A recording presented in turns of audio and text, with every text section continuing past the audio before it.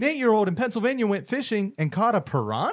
And a high school football player in Arkansas practiced for over an hour with a cottonmouth in his helmet. Absolutely not. Plus, one kid learned the hard way not to ride the Millennium Force with your mouth open in August. How them bugs taste, dude. This episode is brought to you by Backbone Coffee, First Form, the Great Lakes Fishing Expo, and Heritage Roofing Company. Watch or listen. Do it.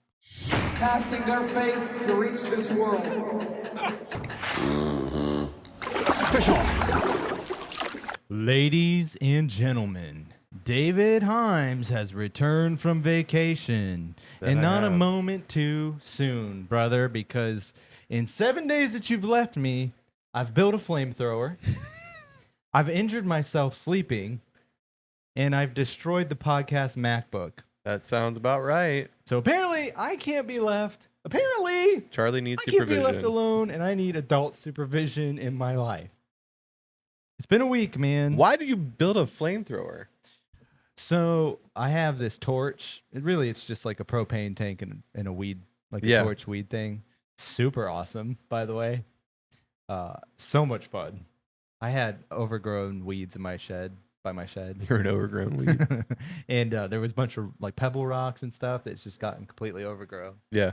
And I needed a new propane tank for my Blackstone anyways. So I went and got one and found the torch in my garage and I was like, oh. And it was just as fun as you think it would be. But I did say a little prayer before I started because that sounds like a way I would go out. Yep. 100%. It was fun though. It did take too much time though. Like I was expecting it to just work faster. I was like, oh, I'm playing. Like that's what this is. You're playing. It's not an effective way to do it. It's just more fun. So yeah, that's why I built a flamethrower. Well, all right. To take care of the weeds, I guess. Yep, it was super fun. And but dude, it's been a week, man. So I had a series, like a string. We'll get into your vacation in a second. Yeah. But, I had a string of unfortunate events take place today. Lemony Snicket. It did, man. It was rough. I never watched that. Neither did I. But no, I wake up this morning. Kendall is super sick right now. And so we kept her home from camp. And because I work at the camp, I stayed home with her this time. And Hillary had a party with her coworkers. Mm-hmm. And so I wanted her to be a part of that. And so I stayed home with Kendall. And she gets up at 7 o'clock. And I was like, ugh. Oh, first of all, rewind. Saturday was the Festival of Lights. Went to it. It was fine. I didn't really have any responsibilities. We just had fun, walked around. And I go home and I go to sleep. I wake up the next morning like the hunchback of Notre Dame. I can't move. I'm in so much pain. I did nothing wrong. I just slept weird and I can't breathe. Welcome to your 30s. And then I went to sing on praise team, and I was like, okay, maybe I just slept wrong. I'm okay. It is now day 4 of excruciating middle back pain for no reason whatsoever. When last week I was repping 15 pull-ups, and I'm doing so good with my program and lifting and dieting and all the things. That's the worst. I slept wrong, and I can't move. When you get hurt, when you've been having so much good progress in the gym, and then you get hurt and you feel like you can't do anything, but you feel like you have to do something. Yeah. All I can do is the walk. worst. All I can do is walk. And so I stayed home with her today, and I had the TENS unit on my back, which is like the little sticky pads that shocks you.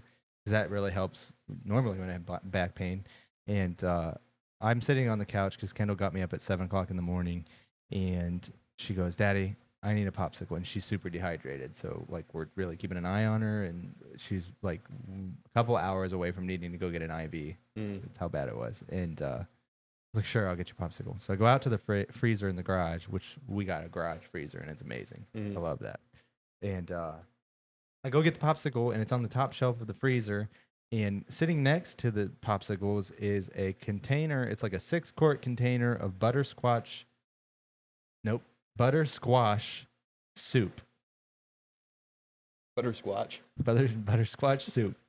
And forget the Sasquatch. No, fear the buttersquash. It's buttersquash soup, which was made for my vegan brother-in-law last Christmas, and it's just been sitting up there, and it is a solid block of ice, and it falls out. I'm barefoot, and it smashes into my toe. and the Tupperware You lid, got buttersquatched. it didn't break all the way open, but the lid cracked on my toe and cut my toes. And so that's how I started my morning. And turns out when I had got up to go get the popsicle, the tens unit had slipped out of my pocket and swung into my MacBook screen and shattered the screen. And that's how I started my day off. And I don't mean to laugh, man. I was so frustrated. And there's a Bible verse that came to my mind. And dude, I was so frustrated. There was a time when kings went to war. Okay? There was a time that MacBooks had a screen. It did. It's in 2 Samuel verse 11 and 1. And it says, and it came to pass after the year was expired, which my day was expired, at the time where kings go forth to battle, that David sent Joab, but David tarried at Jerusalem. And so I'm not getting into a serious Bible verse, but this is what went into my mind because I stayed home from work. Noted that I was being a responsible dad and staying home with my sick kid. But at the time that I should have been doing my job, I stayed home, and then my whole day fell apart. I got squashed toes and broke my. You got podcast squashed toes. It was bad, dude. It was a rough set of events, and then I had to speak tonight for the youth group, and so like my whole notes are on this MacBook. I'm like, what am I gonna do? Like, I like panicked from like, and it's like 9 o'clock in the morning. Yeah. I'm like, what am I gonna do? So I had to write this episode, parts of this episode, and I'm like, ugh. And I called Britt, and I was like, hey, we're going to have to make a pod purchase. I hate this. And so if you're listening and you go to our website, you can donate. Support the show. Support the show. There's a thing at the very bottom. Did you post the Baja Bless shirts yet? Yes, they're live. Yeah. And they look sweet. You guys are going to like them. If you're a fan of the show and you're a fan of that Mountain Dew. Yes. Go to the link in the description. Go get Baja Bless Charlie right now. Look at this, dude. You're going to be pumped about it. I'm going to just pull it up. Craig, I know you're listening. I think that Ashley needs this shirt.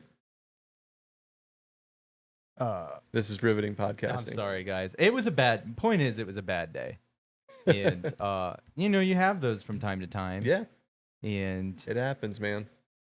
Yeah, man. I just don't understand. Like, I literally went to go get a popsicle for my daughter and ended up with a bloody toe and a broken computer that has it's got everything. Isn't that the on worst, man? That's just how it happens sometimes, though. I'm like, bro, what do we like? I could have just slept in. I could have said no to the popsicle at 7 o'clock in the morning, but she's dehydrated. Yeah. But it just happened, and it's frustrating. It was not a good experience, and the whole time I'm like, where's David? Where's David at? David was working. Look at this. Yeah, it looks sweet. Isn't that sick? The hat too. So we got a combo. We got a hat, Baja Bless Snapback. It's live on our Casting Faith podcast shop.fourthwall.com along with the Baja Bless shirt. We got a new Mountain Crest t-shirt.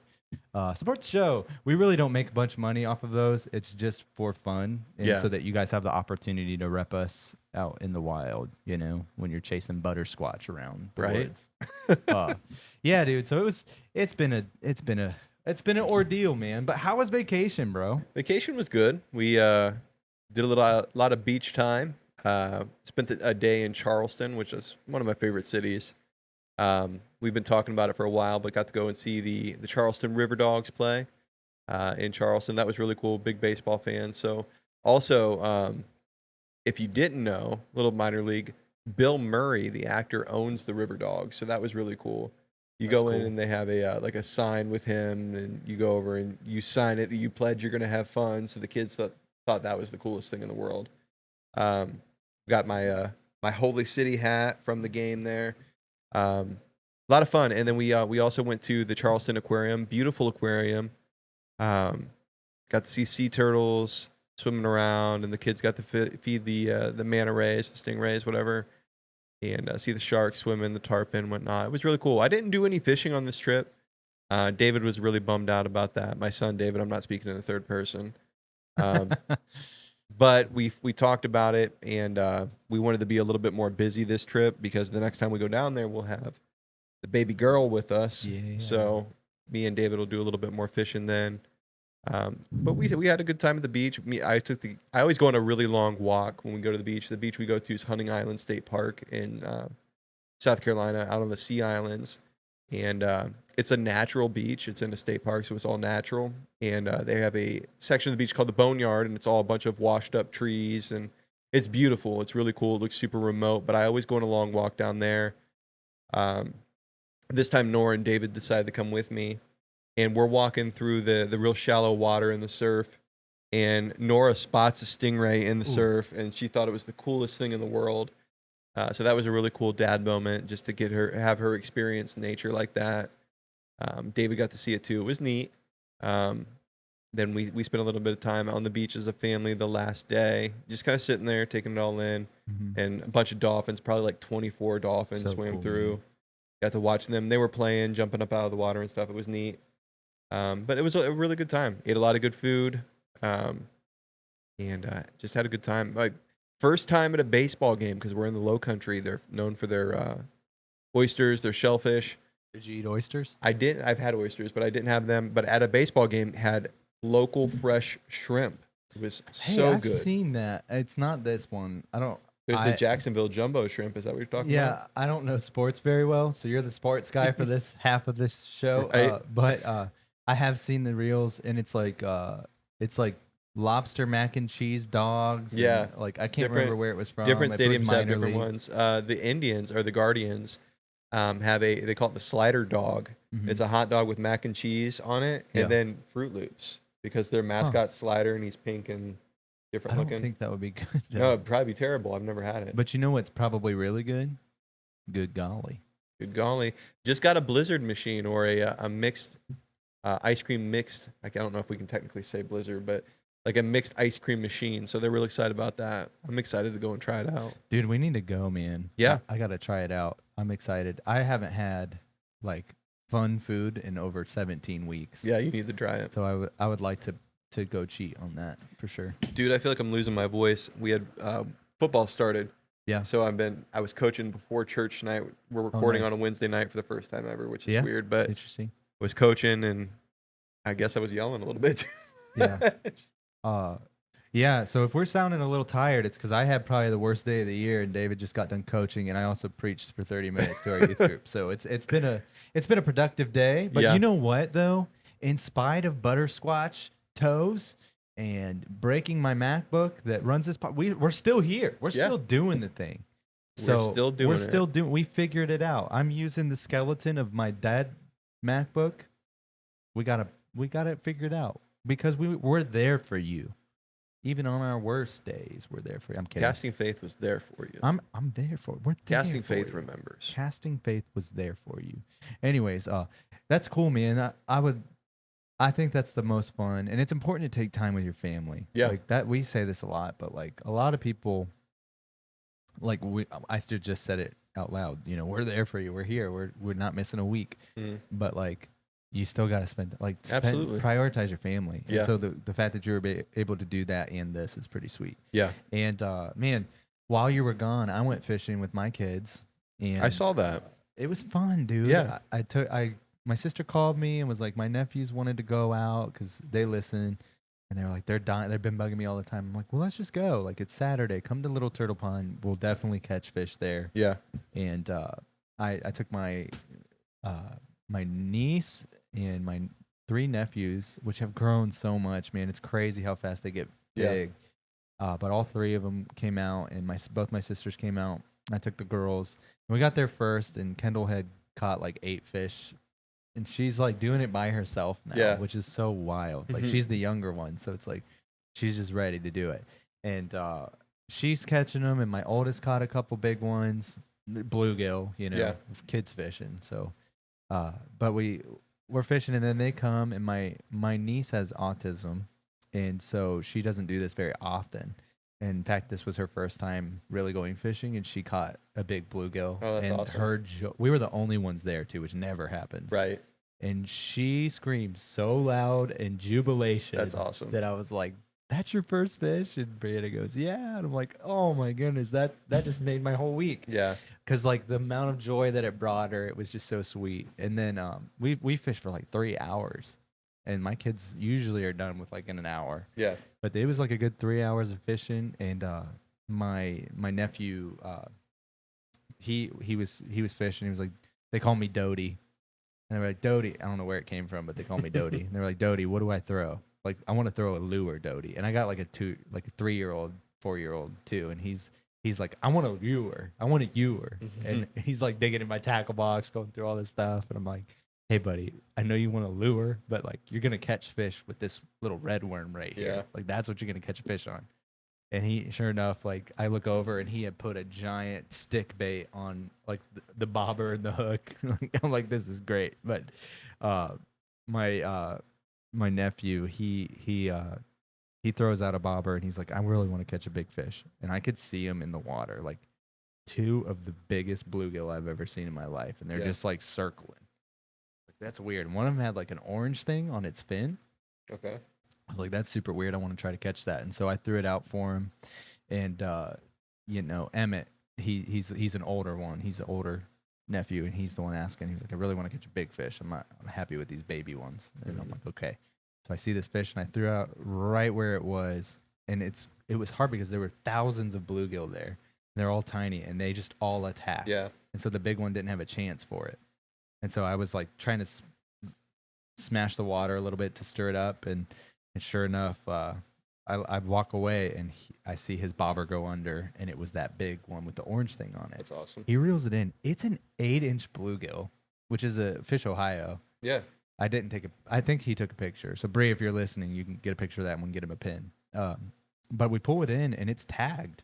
And that was what the orange thing was. And it said the hatchery that was on it and everything. And I was like, oh, that's pretty neat, dude. And I started explaining to him, that's what this is. This is a tag. They do this to show where it came from and how healthy this pond is and all the other stuff that comes with that. So it was a pretty cool experience. Yeah, that's awesome. But it was fun, man. We had a good time. And that was before my back hurt. And, dude, I don't know what happened. Like, to this day, like, I can't. This motion right here. And I'm like, you just wake up one day. It happens, man. We're getting old. I've lost 26 pounds, and I'm here. Like, I don't know. I don't know what to do. Hey, how do you fix that? I got something I want to talk to you about, though, from traveling. Speaking of vacation. On the way down there, we drove down South Carolina. 2 instances on the way down, one in North Carolina, one in South Carolina. We encountered dogs that I have never seen before. All right. And I wish I would have taken pictures of this because the first one we saw, we stopped at Starbucks in North Carolina, and we're walking up to the door, for bathrooms, whatever. Wanted to grab a cup of coffee. I look back behind us. Dude pulls up in a Cybertruck. Yes. And out pops with him a Corgi pit bull mix. So corgis, the little stocky like Scottish dogs, or English dogs, whatever. You're talking about Courage the Cowardly Dog? No, no, a corgi. A corgi mixed with a pit bull. Neither one of those are corgis. What are you looking at, dude? I can't spell. Go ahead, continue. So, if you know what a corgi is, it's little stocky. Oh. That's exactly it. That's what we saw. What a weird. So it's like long, stocky, but then it's a pit bull, and it's like walking around all. What in the world? It was the funniest thing. So I showed Brittany, and we both had a good laugh about it. Got in the car, drove another couple hours, stopped at a pit stop in not pit stop, a rest area in South Carolina to go to the bathroom, and there is a corgi lab mix. So another stocky dog with the long floppy ears, and it made me think, like, why are people doing? Why are that one right there? One? Yep, just a little short stubby lab. Sausage dog with the. Why are you breeding dogs? Just have like a that? lab. Just I mean, who is breeding a corgi with a pit bull or a lab? How many different corgi mixes are there? Corgis are known because they're like the Queen had them in England, but they're stocky, little short-legged animals. Yeah, look how weird they look mixed with different animals, dude. Yeah. Why are you doing that? Corgi Dalmatian. Look at the German Shepherd. They looked like just little mini dogs. I can't say what I want to say on air. But yeah. So we were cracking up. But texted you immediately when I saw the second one because I'm like, That's Courage the Cowardly Dog. He was a weird Remember that show? It was freaky, dude. return the mask. Return the slab. The slab. That's it. Yeah, that episode scared me. What were our parents like? They were just not watching what we were watching because that show freaked me out. There was no way, dude. That was a crazy show. Yeah. Yeah, it was a weird one. Yeah, weird, dude. But yeah, he was for sure a corgi something mix. But no, man, I texted you because I'm like, that's a pod topic right there. Like, 100%. why are people breeding these weird?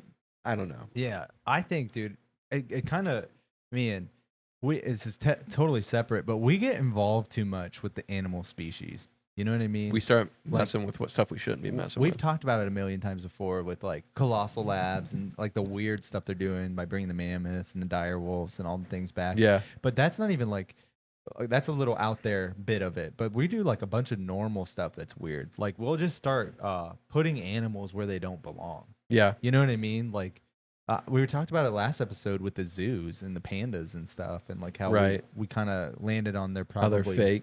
No, I'm just kidding. They're like real, but they're government owned and they were probably bred to eat the bamboo and be that. So it's like we got involved with different breeding and stuff like that to make certain animals. And man, I think we just have this habit of putting animals where they don't belong, and then sometimes putting another animal to try to take care of it. The thing that we just put in.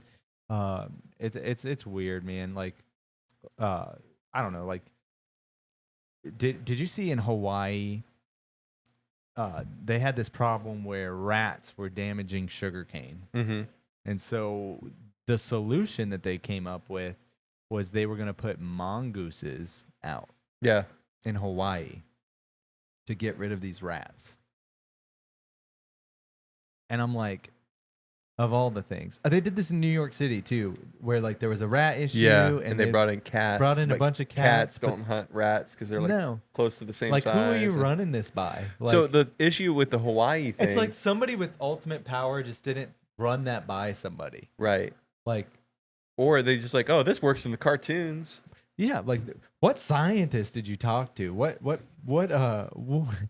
Did you inform Teddy Roosevelt? Like, did you ask him? I mean, not today, but you know what I'm saying. Like, what are you saying? Like people. Did you inform Teddy Roosevelt? Did you ask his opinion? Is what I'm saying. He so was all the about thing with the Hawaii stuff, thing was the. I mean, in theory, it's a good idea, but the mongoose is a daytime animal, and the rats are nocturnal, so they just didn't see anything.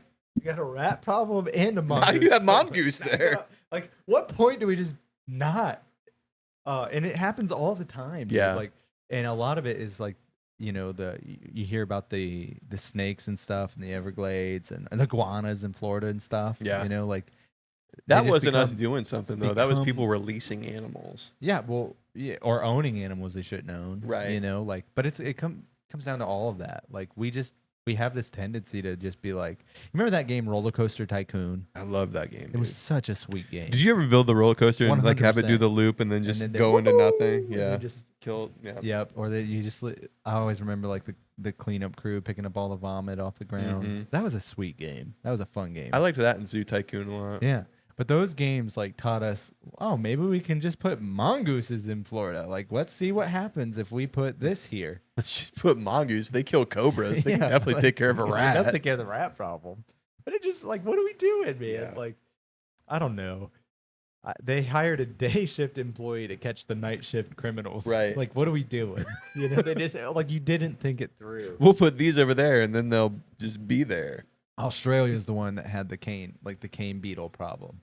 Like, so they had these cane beetles, and so they released cane toads to eat the beetles, and now you have cane toads and you have cane beetles. Yeah, because they don't eat them. No. One time, I went. This is gonna be a fun podcast. But one time, I went to Pennsylvania to the cabin, our family cabin. You've been there. We've done some fishing trips there. We got to get back out there. It'd be fun to do some fishing videos there. Let the kids see it and all the things. But one time we went there when I was a kid, and I caught a bunch of tree frogs, and I took them home and put them in an aquarium, brought them all the way back to Ohio, and didn't have food for them. And so I went out and caught a bunch of lightning bugs, and I caught a mess of lightning bugs. I put them in the cage, and watched as these frogs would start to eat the lightning bugs, and their bellies glue. And I go to bed. I Like wake up belly's the glue? next, like Glowed? glowed. Dude, it's 9 something. But their bellies glowed. Began to glow. They began to glow. They illuminated. And I wake up the next morning and they're all dead. All of the frogs are dead because they're not supposed to eat lightning bugs. And so I killed them For science. for science. So, did you know, this is not anything we plan on talking about, did you know Cincinnati has lizards? I did not know that. For real. No. Cincinnati, Ohio has lizards because a kid, I want to say he went to Italy and brought them back, and they just went crazy and they've been there since. Oh man, I got to look it up. We got riveting, an I know. ad. Don't go anywhere. We got an ad. Don't go anywhere. This episode is brought to you by Backbone Coffee. This is the coffee we actually drink. It's not just because they're a sponsor of the show. We actually have this at home. And right now, if you go to the website, you can mix and match 3 different bags for $45. Or you could set up a subscription and cancel it at any time. And our first-time buyers, if you use promo code CastingFaith, you get 15% off your order. So go grab you some of the coffee that we actually drink. Remember to use the link in the description to directly support the Casting Faith podcast. And we are back. Sorry about that. No, I mean, I brought it up. I wanted to look into it a little bit. So, yeah, I was right. So, it was a 10-year-old boy named George Rao Jr. went on a family vacation to northern Italy and caught some lizards, and he thought they were really cool. So, he stuffed them in his luggage, and this was back in 1951. Brought them back to Cincinnati, and they got loose.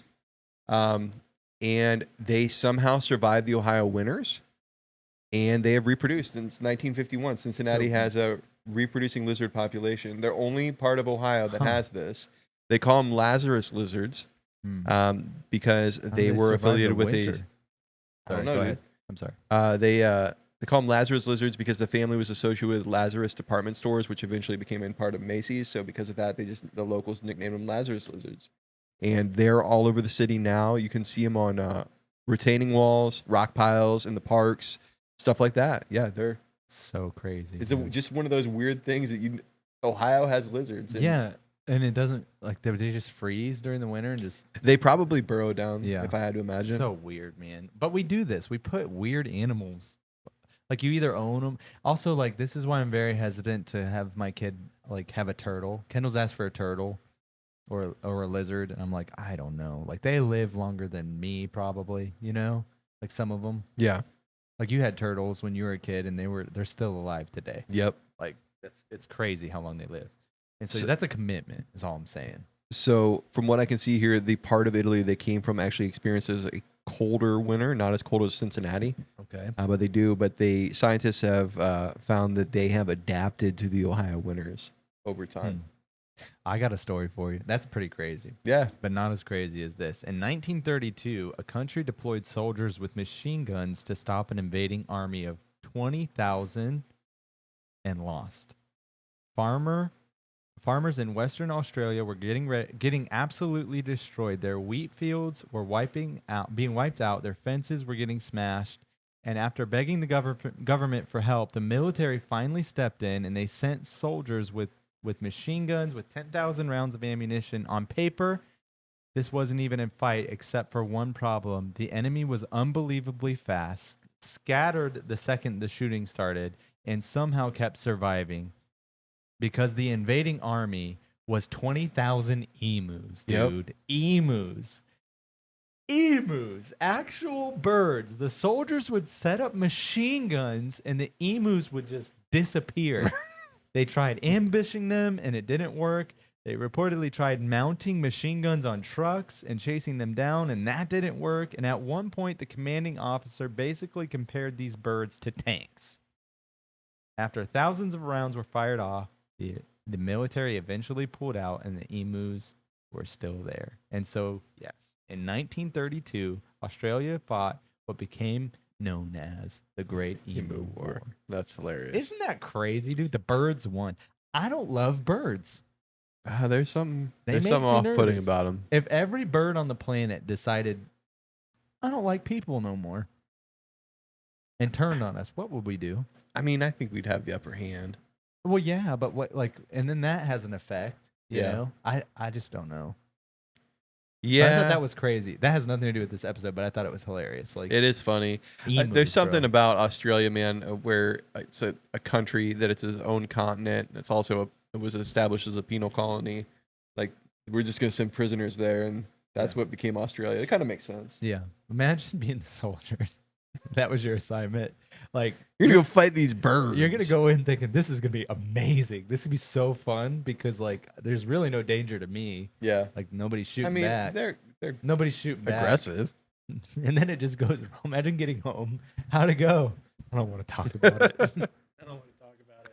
I thought it was crazy. That is funny. Oh, dude. But yeah, it's wild that happened, man. But we're always doing stuff like this. Like we're trying to solve solutions weirdly. You Yeah. know, like, and so instead, like today, they would introduce a predator or something to deal with the emus, and then you got two problems. Right. And then it's like the answer is probably like just back off. Yeah. Like, let nature run its course. you Yeah. know? That's my thought. But I No, guess I agree. That could be wrong though. Like I don't know. However, if you let nature run its course. Yeah. Did you see this story that happened last week down in Arkansas? No. So football season's in full swing now. High school teams have been practicing. 2 days are just about over. As time of recording here in Ohio, high school season starts next week. So teams are practicing. It's down. It's Arkansas. It's hot this time of year. And kids going through 2 days.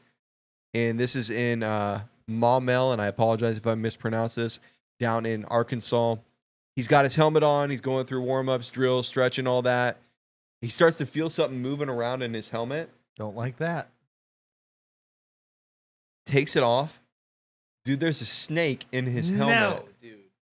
No. No, and I'm not talking about like a rat snake or something. It was a cottonmouth. A 2-foot-long cottonmouth had weaseled its way into his helmet. So you think about it, it makes sense from a snake standpoint. Snakes like to get up like in the into crevices, caves, holes, stuff like that. Helmet had been sitting down.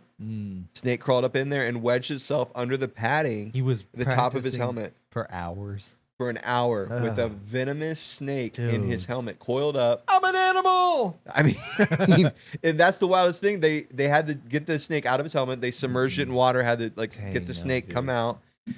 They called wildlife officials to safely like remove it and all that. The kid wanted to go back to practice. He's Like he didn't skip a beat. he's about that life, dude. Like he's the one.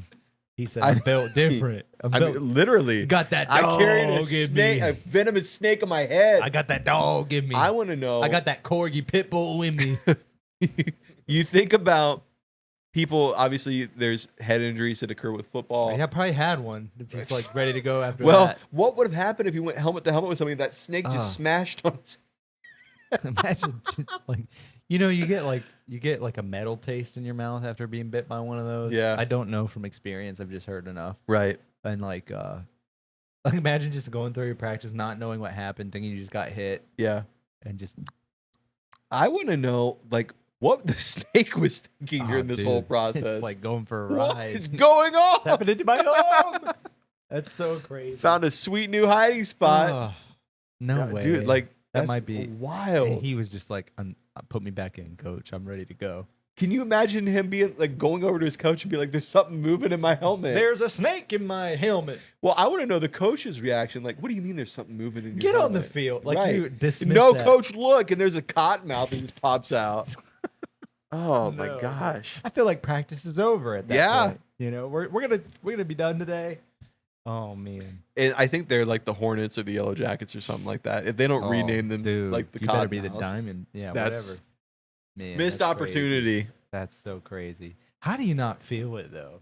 Well, in fairness, when you have that helmet on, you're Hey, used to the weight. Well, that's what would throw me off is It'd be the heavier. weight differential. Yeah, because a 2-foot snake, that's not a light snake. I don't know, man. Oh, okay, so you played football. I wrestled, so I did different sport. But like you ever putting that helmet back on without looking? through No, it and that's anymore? something that I read too. The coaches are now making all the kids thoroughly check their helmet Yeah, before they dude. put it on. Oh, that's coming inside now. That ain't staying in the Well, garage. That's what- going like I'm taking it. So he would have kept his helmet probably in the locker room. Dang, dude. So they've got to try to figure out where this is that coming school from. is so lucky. Yeah. Oh, for sure. Oh my word, they're so lucky.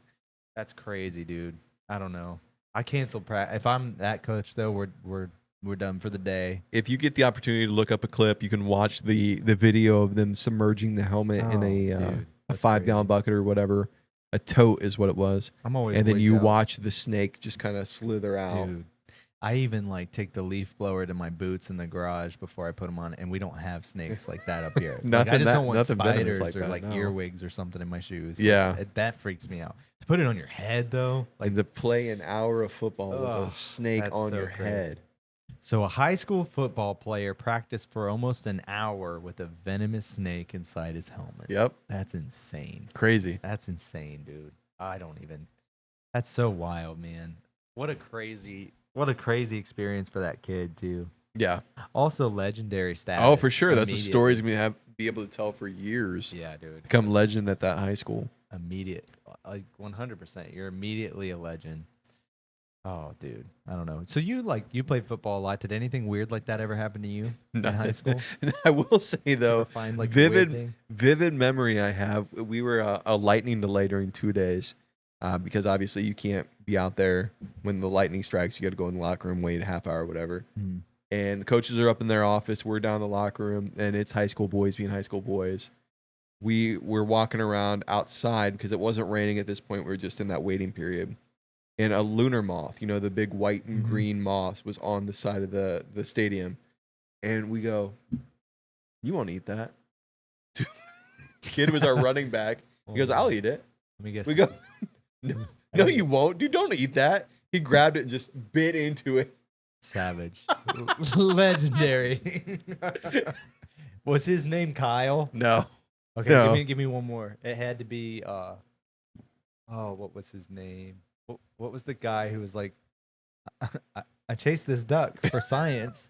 What was his name? Phil? Phil. Was it Phil? No, it wasn't Phil. Oh man.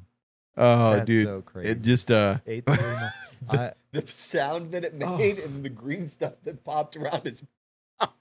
And then he practiced after that with lunar moth in his but stomach. back in the day, before you had a screen all the time in your hand, like we had flip phones and Yeah. T9. Remember T9 texting? T9 texting, Like yeah. you had to keep yourself entertained, and with your friends. Eating moths. We would always play that game. You won't, You Well, won't eat that. Now I have to, Like boys The don't think. The funniest thing was we weren't even talking to him. We were messing with the underclassman. He was a senior. He's like, I'll do it. He's like, "I'll do it." And he just grabbed it and bit into it. Legendary.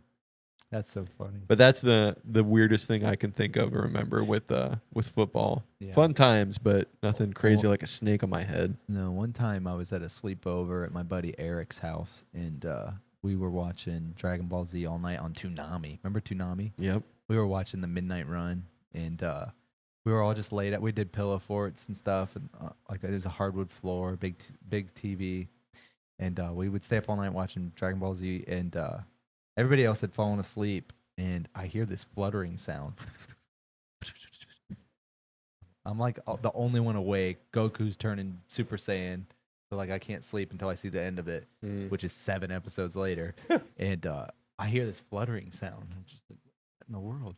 Bat was in the house. Everybody's asleep. I freak out because it's like swooping down Yeah. to where we're at, like right over our heads. Yeah. I wake everybody up. The whole house is awake. We ended up catching it with the sheet, and we disposed of it outside. So there were, I've had a couple instances where bats have gotten into my house. The most recent was probably 3 years ago. No, longer than that because Nora was little, and I ended up having to catch it with my fishing net. Like I'm running around my basement with a fishing net trying to catch this thing, and then I got it. I eventually got it outside, but I have no idea how it got in You there. gotta kill them. I know that sounds dark, but you have to kill them because they'll come back every time. It never came back, dude. Really? Yeah. Well, that's what they told us. Oh. And then they had it tested, I think, for rabies. The family. We caught it, we killed it, and they had it sent off to be tested. They ate it. Maybe that, I don't know. I don't know how they're doing today. Anyways, it was childhood memories. You do stuff like that. You have those experiences and things. And never though did I, just have a snake. I did cut a head off of a snake with a shovel once. Cool. Good story. I put white out on a beaver. For science. It died. But yeah, you would just get out in nature and do things, you Yeah. know. And animals are out there, and some of them are kind and sweet. And I like animals. I'm not just out there to hurt animals. I Mhm. just said I killed 2, but listen, like, you know, I like to fish. I want to hunt sometime. You know, I want to partake in all those things. I'm excited about all of that, but responsibly. You know, Yeah. like I'm not a poacher, but like if it's we have so many pest things floating around in our world that was only there because we introduced it Right. or we moved it there, which is crazy. Yeah. You No, I know? could be wrong about this, but pigs, the whole wild boar problem that we have in the country, Mhm. like anywhere in the country, there's not a bag limit on boar. You can take as many as you want during a day because they're mean and they destroy. Like they were all imported. We didn't have any natural pigs in the United States, if I remember correctly, and I could be way off on this, Mhm. but it just got way out of hand. Yeah. So like, yeah, it's usually a pet that was released and then reproduces. I don't know about the pig thing and the boar thing, but like when my family had a pig when I was in Texas, his name was Oreo, but we didn't just release it. You know, a lot of people have farm animals that they harvest later or sell off or whatever, 4-H or whatever. That's not what I'm talking about. What I'm talking about is like when you get into that weird market, that seedy market of like animals you shouldn't have and people Yeah. end up having it. There's so many documentaries out there Yeah. about like somebody who owns a chimpanzee and it ripped their face off, or you know, somebody owned like the Tiger King guy, you know what I'm saying? Like there's all kinds of seedy stuff that happens, you know. Yeah. And people end up with animals that they're not ready to handle, they're not supposed to have, and then when it becomes too much, they release them, Yeah. and then we have problems, you know. For sure. And Alligators in places there shouldn't be Yeah, alligators. in the New they- York sewers, that's a thing that really happened that nobody believed in, and they're actually in there. So it makes me think of they found Nile crocodiles in the Everglades Weird. because people had them as pets and they got out of control and released them, and they believe they may have a breeding colony of Nile crocodiles in the Everglades, which Nile crocodiles are massive and are Yeah. super aggressive. So Yeah. I mean, it's an issue. And how did it get there, you know? And bro, saw this. This was crazy. You sent me this. Pennsylvania, like place that I would go fishing and camping, and we have a cabin out there in Pennsylvania. You know, is a place, and you sent me this where an 8-year-old kid, his name was I think it was Seamus Coffee, went fishing. That's a name. That's a sweet name. Sick name, Seamus. I think I'm reading that right. Went fishing at a state park in Pennsylvania. He's fishing for all the normal stuff you expect in Pennsylvania. So you're thinking like brook trout or some kind of trout or maybe bass or catfish or bluegill or whatever. He's 8. He's 8. Like my Throwing nephew. hot dogs, if I remember He's correctly. just throwing stuff, you know, fishing. Like my nephew was for that big fish, you know. He wanted to throw that lure. So this 8-year-old kid in Pennsylvania starts fishing, and he gets a bite, and he starts bringing in this fish. And at first he thinks he's just caught another catfish. And then he looks closer, and the fish has teeth. Yeah. And it's not like a chain pickerel or something. This boy pulls out a red-bellied piranha out of Pennsylvania's lake. Yeah. What in the world, dude? Just outside of Philadelphia. It's wild. I was watching the interview. The dad was talking. He's like, he starts reeling in. I thought he had a real good sized bluegill. Right. And I get it up there. I'm like, I don't know what this fish is. It's got teeth. Yeah, That's it's so got crazy. teeth, and he did the Google image search of it, and there it was, a red-bellied piranha. That's so crazy. Which brings the question, man, like what's actually swimming around in our lakes that's not supposed to be there, man? Like how did that even happen? And dude, for sure you can't just release that back in there. No, Like no, they you've got to. gotta eliminate report it, yeah. Yeah, you gotta report it. Call it and report it. That's crazy, dude. I don't even know what I would do. So You know he was just bobber fishing. I Or, would like, be willing to say pretty much 100% that it was somebody's pet that they just decided they didn't want anymore, which leads me to believe there's probably more of them in there. But like this is where I don't understand. Like I understand caring about animals and thinking, we'll just let him go. He can live a Yeah, solid life. But yeah, that's how you bad can't stuff introduce. happens. Yeah, you can't introduce something like that. You're not into even an allowed to area where put it's not supposed goldfish to. into a lake Yeah, because they're invasive. Like the whole Mhm. grass carp thing. yeah, Like that whole thing started because of in almost everywhere it's become a problem. You know, all kinds of carp have been released to deal with unwanted vegetation, and now we have a carp problem. Dude, it was a 2-pound piranha. That's so crazy, dude. That's so crazy. I don't know what I would do. Kendall walks I'd up, lose my mind. a piranha. That's in Pennsylvania. Like, how soon was that put in there? How long can a piranha last? And like, I don't know, man. How long? I would assume until winter. Because I mean they're a warm climated fish. I don't know, man. Piranhas are tropical South American fish. Most common species do best in 75 to 82 degree water. Yeah, so until winter time. So ponds and rivers eventually get far colder than that in Pennsylvania. Yeah. So I don't know. In summer, that had to be what it was. Somebody released it. Yeah, and it could survive for months or weeks until the cold water temperatures fall. Yeah. So not enough to become a problem, but how many times have you heard, oh, it survived and adapted, and now we got lizards in Cincinnati now. It's just wild, dude. It's wild how many weird things are there that were never supposed to be there. Right. It's like sometimes you end up, this is weird biblical turn here, but like sometimes you end up in places with things that you have no idea why or how this is happening. Yeah. And you just got to roll with it, you know? Like I had a really bad day Mm-hmm. today. I had a really bad week. And, you know, you just, sometimes God puts you in some unordinary situations and weird spots in life. And the answer isn't to get mad and start, like in the garage, I didn't start cussing and throwing stuff when my toe got smashed by buttersquash soup, you know, and when I realized my, you know, $1,000 computer was toast now, like, that's a rough turn of events. Yeah. Like, it's enough to make, my grandma would say, that's enough to make a preacher cuss. And I didn't, you know. You just have to keep it, you have to keep your cool and understand, like, Life happens. Life happens. And the Bible says, this is not in my notes. There's a scripture in the Bible, I think it's in Acts. It's verse 17.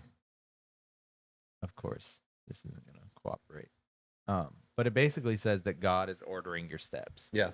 And everywhere you go, all the things that you do, God knows. Like, God has this massive view on your life, you know? Like, you have this such a limited perspective, but God knows exactly where we're at. He knows exactly where we're at. Acts 17, verse 26, it says, and he has determined their pre-appointed times and boundaries for their dwellings. Like, he knows it's determined. Like, he knows where you're at. Bad things happen to good people, and he knows that was there. Like, there's nothing that surprises him. Now, that doesn't mean like you're predestined to have bad days and you know, your outcomes are all determined and you have no say in anything. That's not what, don't get this wrong. But what I'm trying to say is that you're going to have good days, you're going to have bad days. God has the 30,000-foot view of your life, and he knows exactly where you're at. Right. He knows exactly what you're going to. You're going to end up in weird spots and weird situations and not know why. And in my experience, there's usually a reason for it. And I'm pivoting here hard, and I'm sorry if this doesn't work, but it makes me think of a couple of summers ago, I was teaching the youth a similar lesson to the one I was teaching tonight, and it was on reaching people for God, introducing God to people, right? We would call it being a witness to people, right? And how it's important to reach for people, because in Luke, Jesus came to seek and save that which was lost, right? And so when you're a follower of Jesus, you take on that mission. It's part of the Great Commission, you know, go to the highways and the hedges, go out and reach people. We talked about, we have a Fishers of Men t-shirt on our website too, and how that's applicable. God wants us to reach people and share the gospel with them, right? Mm-hmm. That's part of being a Christian. He didn't save you just to be saved. He saved you so that you could go help reach people. You don't do the saving. You don't do the, you know, salvation work, but you introduce people to God, right? Right. And so a lot of times when you're having a bad day, I was teaching this lesson to youth a couple years ago, and before I went to the church to go preach this, I stopped at Chipotle for food. It's like any other time. I love Chipotle. And I got my burrito bowl. I was so excited to tear into this Chipotle. And there was this lady at the cash register. Her name was Tamika. And she said, I go up to the register, order all my food, and she goes, "Hey, how are you today?" She's super bubbly, real loud person, and I'm not like that in public. I'm real quiet, and I just wanted my burrito, right? So I just kind of look at her, and I'm like, "Oh, hey." She's like, I was like, "Okay," and she's like, "And we got this survey on the back, and here's my name. Make sure you put my name in, and it helps me do this, this, and that. Would you do that for me?" And she kept saying, "This is my name. Make sure," like you could tell it was like some promotion or something. And it would help her out, right? And I was like, "Oh, okay, all right, thanks." And I just paid for my food and I left. I went to go teach this message about being a witness for God to the youth after I ate this.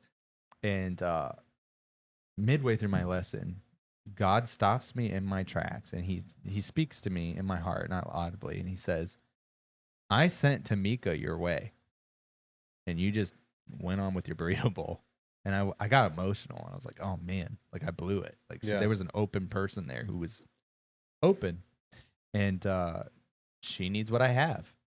And I started crying. I told the youth, I was like, "Hey, I gotta be honest with you. Like I've flopped this tonight. Like this is what I'm trying to teach you to do, but like, I made the mistake of fumbling here." Right. And taught the lesson, went on about my day.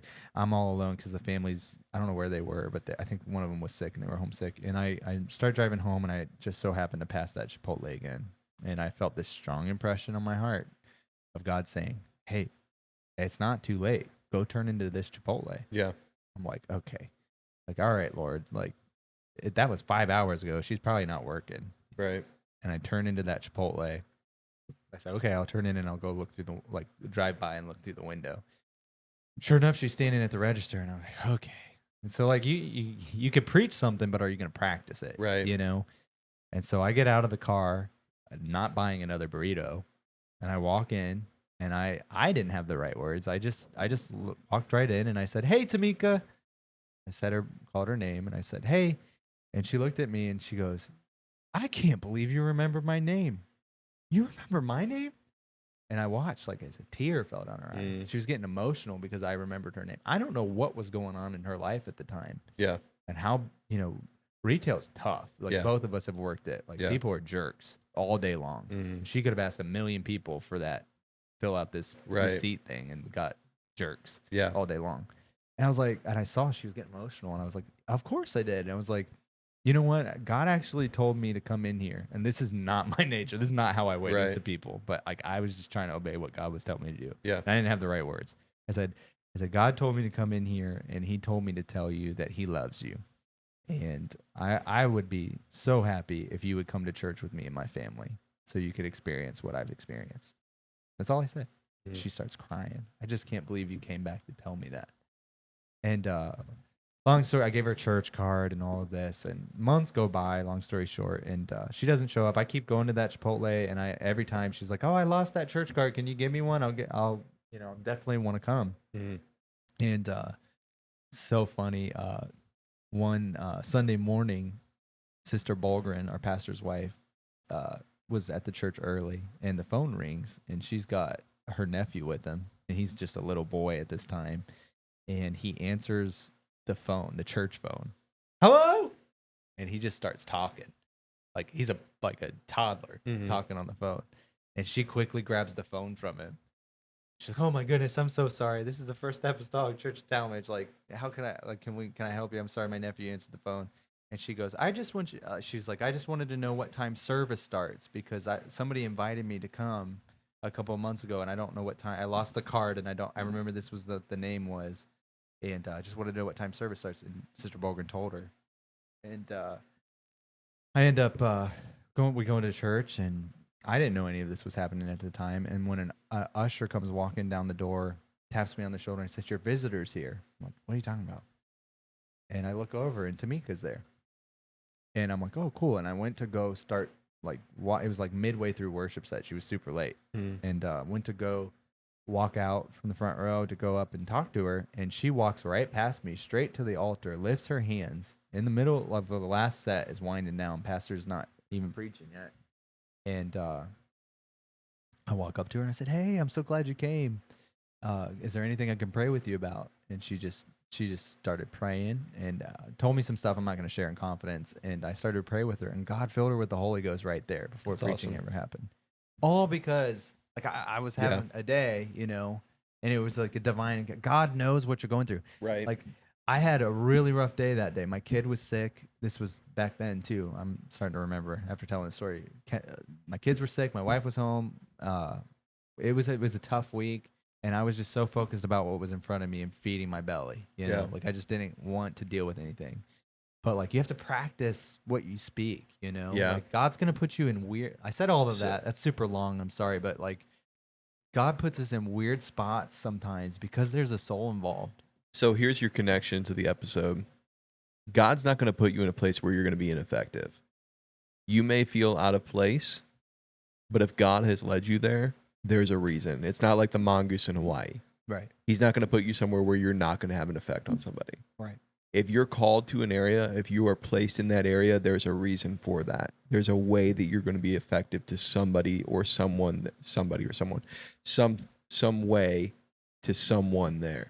You're going to be effective where God has placed you. There's your connection to the episode. We talked about how man tries to put animals in different places to solve an issue. If God has put you somewhere, probably to solve an issue. It's there. You're there to solve an issue, and you can be effective. You may not think you will be, but you are there to solve an issue for someone. 100%. And I will say this: you don't have to be a preacher to be effective Absolutely at sharing not. the gospel. That is not. We are all exclusive. missionaries. We all have a platform that we are able to use. 100%. We are all part of the Great Commission. It's not for a select few. It is for everybody. And if you are a preacher, you better be absolutely doing that. You know, like don't just speak about it, be about it. You know, like and to walk the walk. To every believer, man, don't be ashamed. You don't have to have it all perfect. You know, like I had the worst day of my year so far today, and you know what I still did? I still got up and I shared the gospel with a bunch of teenagers tonight. Yeah, we still recorded this episode that hopefully impacts somebody that's listening. You know. And so God puts you places to solve a problem. Yeah. You know, he'll put you, you don't always have to understand why.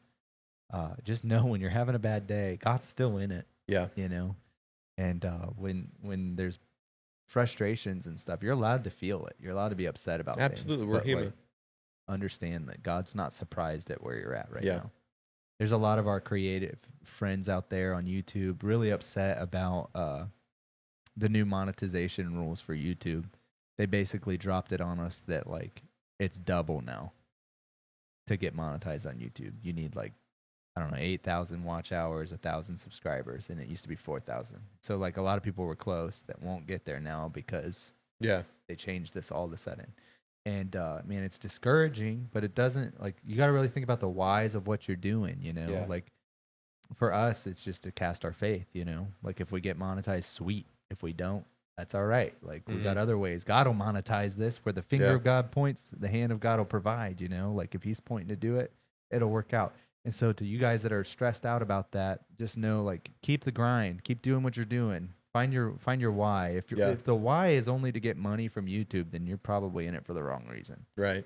And you need to find a better why. And if you do that why well, you'll get monetized in no time. That's all I'm thinking.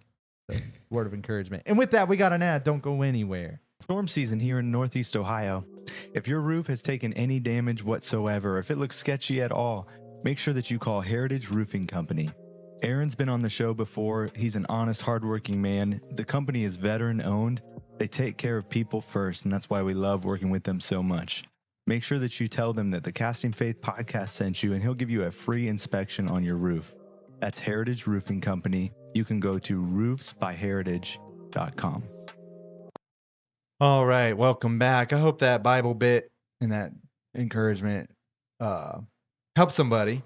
But it's time for a new thing. You ready for a new thing? I'm ready for a new thing. We got a clip of the week. We will probably still do Florida Man, Ohio Man this episode, but we are introducing a clip of the week. And we have a clip that has been sent in from Craig Bolgren. Craig is a friend of ours. He's been on the show before a couple times, and his sons love our show. And he submitted this video of his youngest son riding the Millennium Force at Cedar Point in August. Okay, this was a few years ago, but he sent this in, and so funny.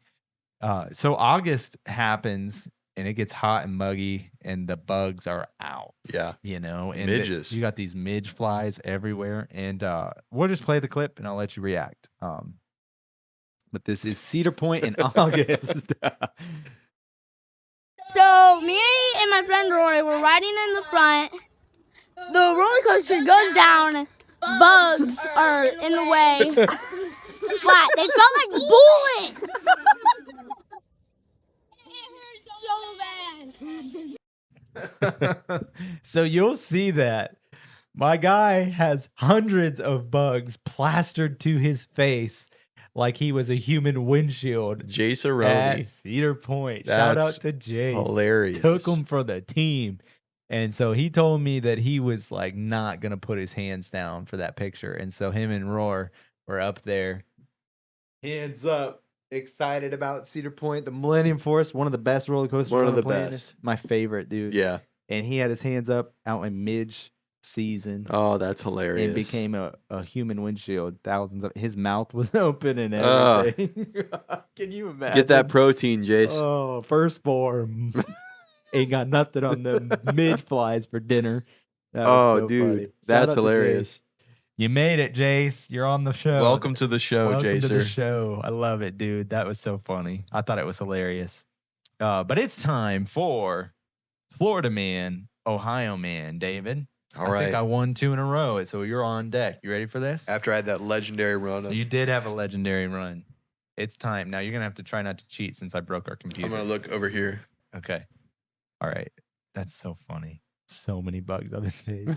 It felt like bullets. That's Looked like, was it Krillin? He Yeah. had the, All right, it's time for another round of Florida Man, Ohio Man. Here's how All it right. works.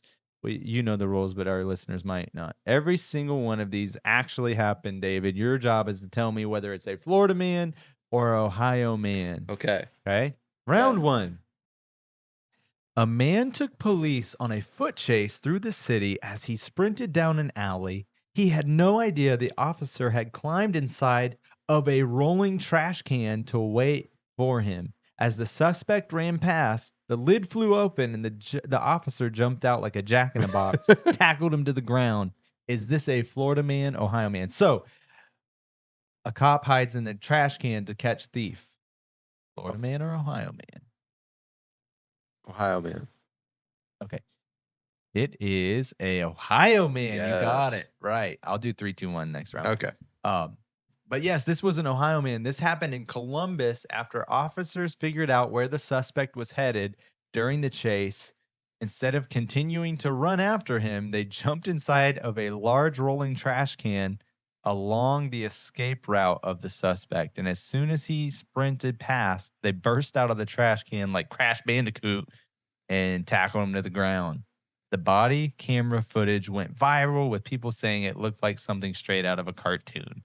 I just can't, like, Sick strategy, dude. I'd be scared I wouldn't make it out, like jumping out of a trash can. Like, I'd Dude. trip and fall. That reminds me of like when you play Jailbreak at midnight Yeah. with your friends. Like, remember that one time our youth pastor ran into I do. a wire Yep. and we saw him do a cartwheel from the trees.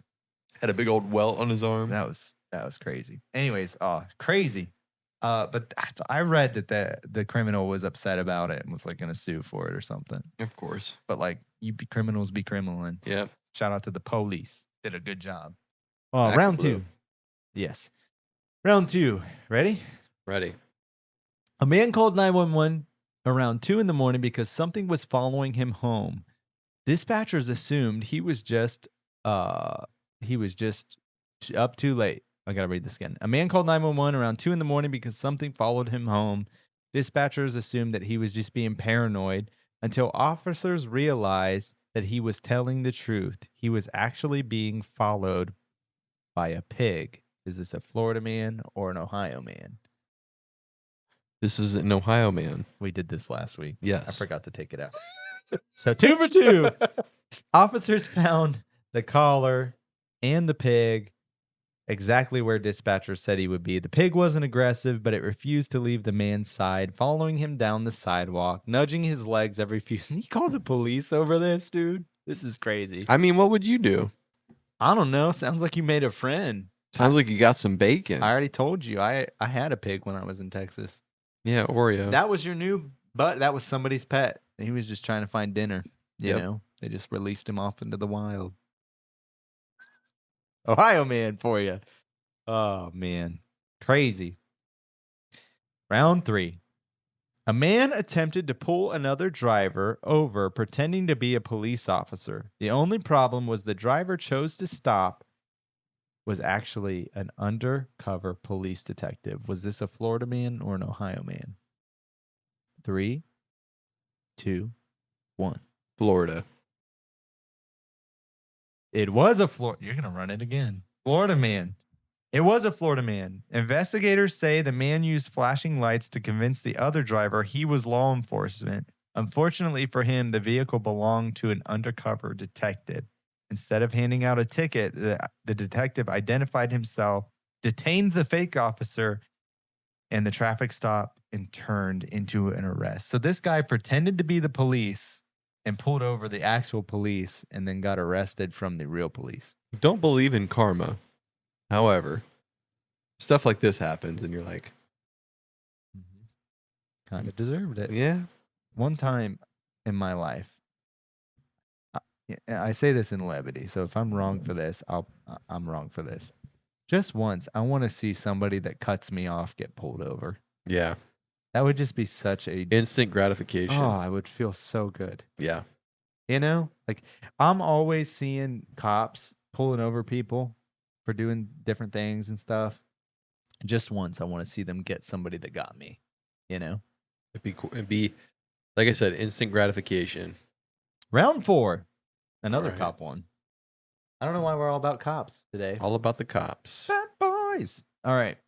Police Why are you response. so sweaty? Huh? Why are you so sweaty? Watching cops. Police response. Police response to Police responds to reports of suspicious activity at Tractor Supply parking lot. When officers arrived, they found a man casually riding a full-grown bull through the parking lot while shoppers watched in complete disbelief. So police officers respond to suspicious activity at Tractor Supply when a man was found casually riding a full-grown bull through the parking lot. Is this a Florida man or an Ohio man? 3, 2, 1. Ohio. It is an Ohio man. Does Florida have Tractor Supply? I don't know, but we've done that one before. Have we really? We have. Dang, dude. Striking out. We need some fan submissions. The Yeah, answer- that's a really good way to comment on the show. If you have an Ohio man, Florida man story that we have not covered, please send it in. This happened in Alliance after multiple people called the That police. checks. Yep. Alliance, Ohio. Someone was riding a bull between parked cars. Officers expected some kind of disturbance, but instead found a man calmly riding an animal through the lot.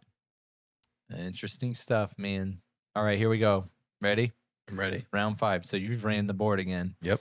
A man live streamed himself climbing a massive cell phone tower.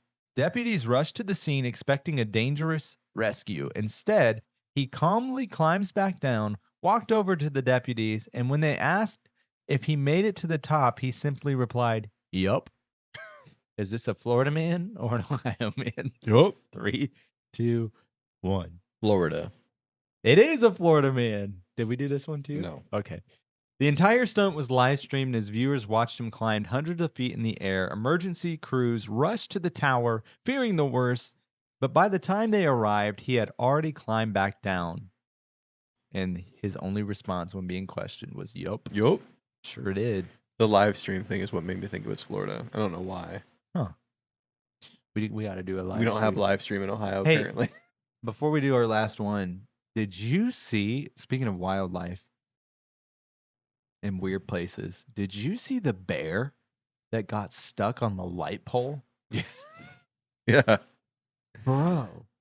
I feel like that didn't Where- get the coverage that it needed. No, and we're about to. I'm sorry. I'm gonna throw an audible here.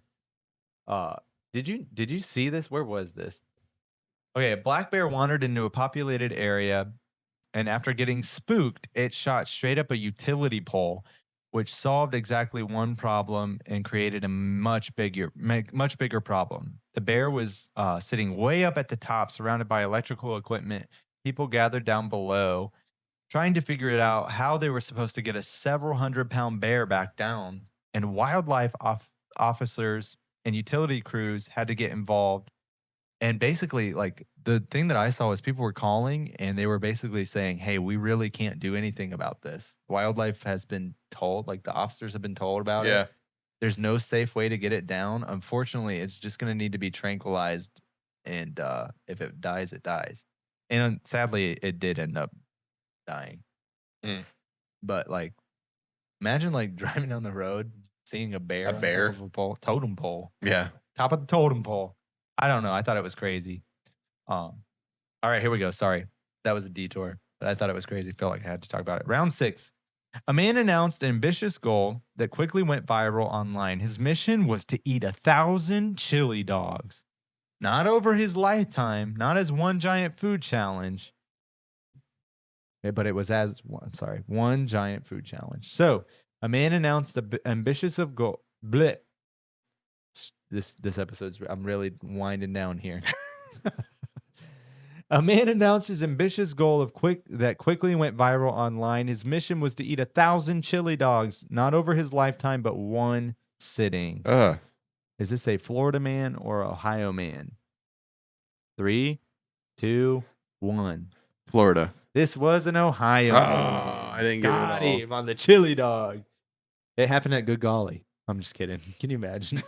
Good golly, what would you do if The business would be great. What would you do if a man came in, good golly, and said, I'm doing 1,000 chili dog challenge. Can we do this? Would you say, good golly? I don't know if, I'm sure they wouldn't turn that on the business. The challenge quickly caught the internet's attention as thousands of people followed his progress towards eating 1,000 chili dogs. What started as a ridiculous idea turned into a viral journey with supporters cheering him on, and everyone else was wondering, how is your stomach still functioning? That was Florida man, Ohio man. We hope that you enjoyed it as much as David did. You win again, my friend. I did win. Jace, if you're listening still, would you rather eat 1,000 of them midge flies You probably already did, dude. or 1,000 chili dogs in one sitting? That's for you. Love you, buddy. We're so grateful for all of our listeners. We've crossed 7,000 on YouTube, which is a big accomplishment for us. We're super grateful for all of you who listen weekly. One thing we do ask is that you like, comment, subscribe. Send us some comments in the comment section. Hit that playlist on YouTube. That helps us out a ton. Hey, here's a hack for your kids. This is a family-friendly, safe show. Something we do with my son is instead of ocean sounds, sometimes we'll let him fall asleep to the Casting Faith podcast. Yeah, it's family friendly. If you're on a road trip, put on that playlist. Help us out and laugh alongside of us. We really are grateful, and we do think that this is for a God reason. You know, as funny and stupid as we are sometimes, like this is why we do it. Yeah. To reach people. Absolutely. And so, if you know somebody who needs encouragement and also needs a good laugh, we'll be your huckleberry. Let them listen to Charlie smashing his foot with some butterscotch. Yeah, it was tough, man. It was a tough week for me. And but God's in it. God's in those tough days. We want to thank our sponsors. Got me through this episode. A nice cup of Backbone coffee. Dude, I had the Kill Switch coffee tonight because I almost opened a First Form watermelon wrap. And I looked at you and you were like, it's 8:30 at night. We're 34 years You're old. 34 years old and you threw your back out sleeping. Do you really need an energy drink at 8:30 at night? No. So you know what I did? Went over to the, oh, that hurt. Just saying that. I went over to the Breville and I brewed me up some Kill Switch coffee. Yeah. And it was delicious. And so get you some Backbone coffee. Yeah, Maybe it'll help regrow my backbone. We didn't take any with us. We usually take a bag with us on vacation. We did not this time. And as soon as we got home, I'm not kidding. As soon as we got home, I put on some Backbone, and it felt so good just to have good coffee again. Yeah, super good coffee. Link is in the description. You help our show out tremendously. You could help us buy a new MacBook after I destroyed our current one by buying a bunch of Backbone coffee. With the tins unit. Yeah. I'm so mad. We got First Form. We got First Form. Firstform.com. No, hey, no joke. Whenever I travel, I've always got a couple protein bars from First Form in the bag. We keep a little snack bag behind us. The Choco Chip Cookie Dough bar. Dude. Yeah, and the s'mores, man. Those are my go-to. But I keep a couple of those with me when we're driving through the night. Just something to kind of keep you going. Oh, back to Jace for a second. Jace raised so much money for our 5K that he got a prize box that we donated to. Sweet. It was full of protein bars from Firstborn. And Ash said that when he opened the basket, he goes, "It's Firstborn. It's Firstborn. Mom, it's Firstborn." That's awesome. From the podcast. I'm glad. Jace, anytime you want a Firstform protein bar, come see me at church. I'll get you. Yeah. Hey, Jace, I know you're listening. Whenever, man, just let us know and we'll bring you up to the studio too. Yeah, dude. Also, Great Lakes Fishing Expo's coming up. Yeah. Talk about family-friendly events, dude. Bring your family this February. It's going to be at the Ross Center. It's a lot of fun. You think that you're going to go and it's just going to be a bunch of guys just talking about fishing. It is that. But it's also some cool stuff for the kids to do. A lot of fun going on everywhere. Your family's going to have a good time there. Yeah. It's not just guys talking about fish, smelling like fish, and I hope looking they don't like smell- I fish. hope they don't smell or look like fish. I mean, a couple of them probably will. It might be us. Might be us. We'll be there. But come on out. You're going to have fun. Yeah, it'll be I fun. guarantee it. It's going to be fun. It's exciting.